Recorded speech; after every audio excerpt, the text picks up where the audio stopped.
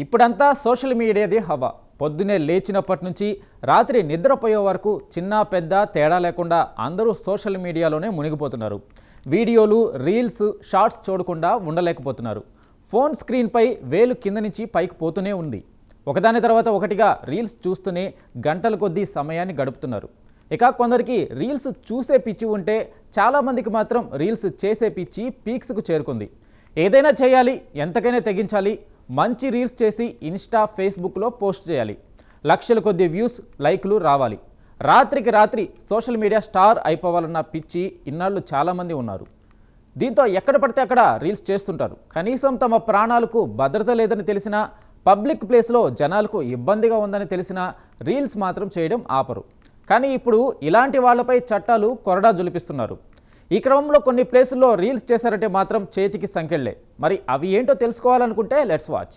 చాలామంది youth social media స్టార్లు కావడానికి ఇన్స్టాగ్రామ్, యూట్యూబ్లో రీల్స్ చేయడం స్టార్ట్ చేశారు.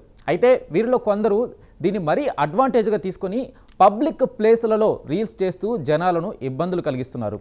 ఇలా పబ్లిక్, ప్రభుత్వ స్థలాల్లో రీల్స్ చేయడం కరెక్టేనా అంటే ఏమాత్రం కాదు. చట్టపరంగా అలా చేసే వాళ్ళందరూ నేరస్తులే అవుతారు. పబ్లిక్ ప్లేసెస్ అయిన రైళ్లు, రైల్వే స్టేషన్లు, ప్లాట్ఫారంలు, బస్టాండ్లు, కోర్టులు, జైళ్లు, మెట్రో స్టేషన్లు, ట్రాకులు, వంతెనలు, పోలీస్ స్టేషన్లు, కొన్ని మతపరమైన ప్రదేశాలు, జిల్లా కలెక్టరేట్ కార్యాలయాలు, విమానాశ్రయాలు, వైమానిక దళ స్థావరాలు, జాతీయ ఉద్యానవనాలు, వన్యప్రాణుల అభయారణ్యాలు, రక్షిత అడవులు, నో ఫ్లై జోన్ ప్రదేశాలలో రీల్స్, వీడియోస్ ఎట్టి పరిస్థితుల్లోనూ తీయకూడదు. ఒకవేళ తీయాలనుకుంటే మాత్రం తప్పనిసరిగా ముందుగా సంబంధిత పరిపాలన లేదా విభాగం నుండి రాతపూర్వక పర్మిషన్ తీసుకోవాలి. అప్పుడు ఇలాంటి ప్లేసెస్లో రీల్స్, వీడియోలు తీయవచ్చు. ఇక ఐపీసీలోని కొత్త సెక్షన్ల ప్రకారం ప్రజాశాంతికి భంగం కలిగించే, ఇతరులకు అసౌకర్యం కలిగించే లేదా అశాంతి సృష్టించే వారిపై తగిన చట్టపరమైన చర్యలు పోలీసులు తీసుకోవచ్చు.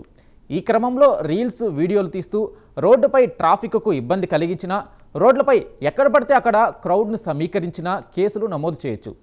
ఈ క్రమంలో క్రిమినల్ ప్రొసీజర్ కోడ్లోని 353, 355 సెక్షన్ల ప్రకారం ప్రజాశాంతిని ఉల్లంఘించే ఎవరినైనా అరెస్టు చేసే రైట్స్ పోలీసులకు ఉన్నాయి. ఇలాంటి అరెస్టులకు వారెంట్ కూడా అవసరం లేదు. కాబట్టి రూల్స్ను బ్రేక్ చేస్తూ పబ్లిక్ ప్లేసెస్లో న్యూసెన్స్ క్రియేట్ చేస్తే పోలీసులు స్పాట్లోనే అరెస్టు చేయొచ్చు. కాబట్టి పబ్లిక్ ప్రాంతాల్లో వీడియోలు, రీల్స్ చేసే ముందు ఈ నిబంధనలను ఎట్టి పరిస్థితుల్లో బ్రేక్ చేయవద్దు.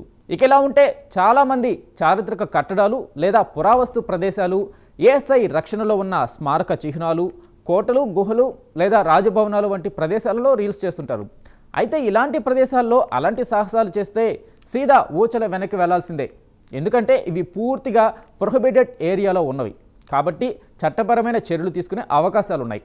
కాబట్టి అలాంటి ప్రదేశాల జోలికి వెళ్ళకపోవడమే ఉత్తమం. అయితే మనం ఈ మధ్యకాలంలో చూస్తున్నాం, ప్రాణాలను తెగించి మరీ నడుస్తున్న రైలులో వేలాడుతూ, రైలు వెళ్తున్నప్పుడు దాని పట్టాల కింద పడుకొని ఎత్తైన బిల్డింగులపై నుంచి దూకుతూ, వాగులు, కాలువలు, నదుల్లోకి తాళ్లు కట్టుకొని దూకుతూ, సాహసాలు చేస్తూ, రోడ్డుపై బైకులతో స్టంట్స్ వేస్తూ చాలామంది రీల్స్ చేస్తున్నారు. అలాంటి వాళ్ళను వెతికి మరీ పోలీసులు అదుపులోకి తీసుకుని కటకటాల వెనక్కి పంపుతారు.